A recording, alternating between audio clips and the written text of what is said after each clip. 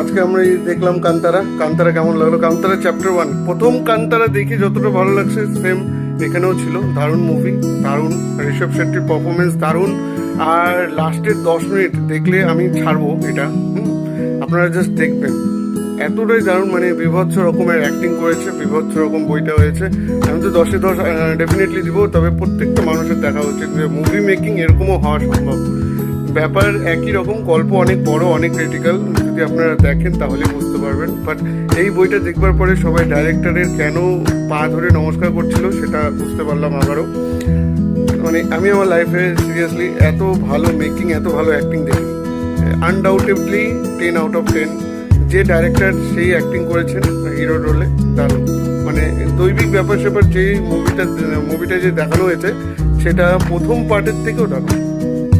Recommended, must watch, 10 out of 10।